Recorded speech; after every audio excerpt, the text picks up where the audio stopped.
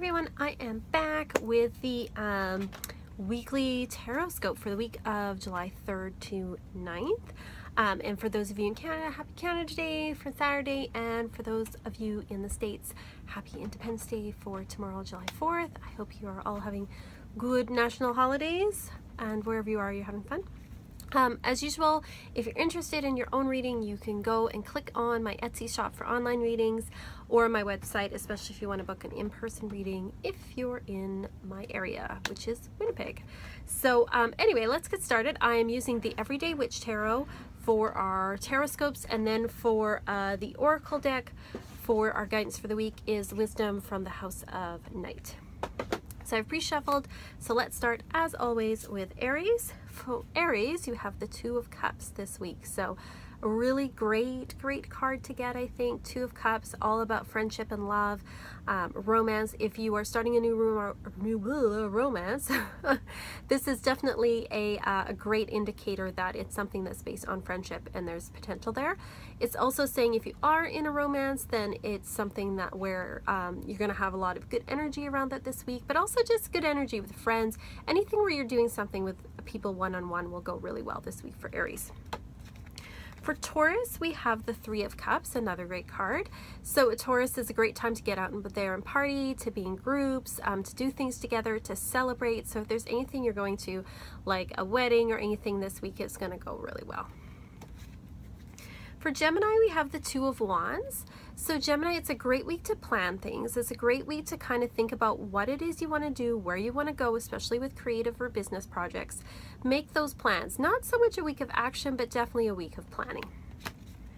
For Cancer, we have the Ace of Wands. So Cancer, you're going to be feeling very inspired, and there's a lot of energy in Cancer this week. So I can see why so much energy is kind of coming your way. So really use the energy to get inspired, to take action. It's a week where really you're going to be feeling a lot more energetic than you have been for a while. For Leo, we have the Nine of Pentacles. So Leo, this is a time of satisfaction. It's a time to, you know, be like this lady on the chair here and rest a bit and enjoy the things that you have, and just look at all the wonderful things you have around you and be very satisfied with it. You have a lot more than you think that you do. For Virgo, we have the Hierophant. So Virgo, it's a time where you may want to be looking towards a mentor to learn something.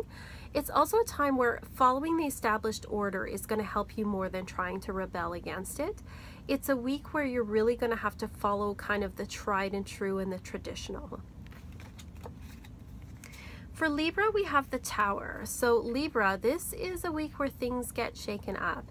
And, you know, we did have, you know, like Jupiter is in Libra, but there are some other things going on in the sky that kind of show, like if you're in Libra, things may be a little shaky. You know, there may be surprises on the way, and some of them are, you know, may not be pleasant, but other ones might be. They might be shocking, but in a good way. So just watch that things are going to be kind of shaken up this week for Libra. For Scorpio, we have the High Priestess. So your intuition, Scorpio, I mean, it's always pretty good, but it's going to be particularly on point this week. And it's also asking you to explore your spirituality a little bit more, to look within, and not to take action this week, just to observe and pay attention to your intuition. And then for Sagittarius, we have the Fool. So this is a time for you to take risks, to take a leap, to do something different. And Sagittarius, you have no problem with that. So it's saying this is a great time, like, to just go for it and to do something new and something fun. Capricorn, we have the Magician. So also Capricorn, energy is working in your favor. And we do have a full moon this week in the sign of Capricorn. So it's a time where you can really set some intentions. It's a time where you can really think, what do I want to do? You have the tools to do what you need to do. For Aquarius, we have the Nine of Swords. So Aquarius, you're going to be really worried this week. It's a time where you are thinking about all the things that could go wrong and the what ifs, and always jumping to sort of, you know, the darkest thing. And it's saying that you don't need to do that, that you're kind of making things worse than they are. You know, there's the sun on the hill there in the background. You can see, you know, that things are going to get better. So, you know, don't work yourself up into something more than what it is.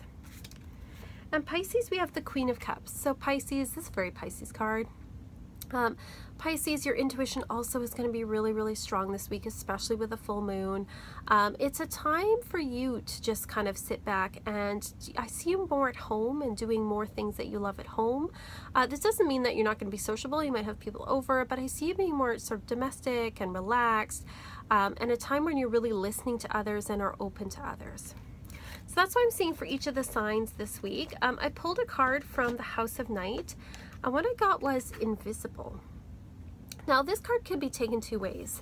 On the negative side, we may be feeling invisible, where people don't see us or hear our needs, and maybe we need to speak up and to be seen more in order to get those needs met. But on the converse side, sometimes being invisible can be a good thing. It can help us to observe things we may not otherwise. It can help us to be safe in dangerous situations.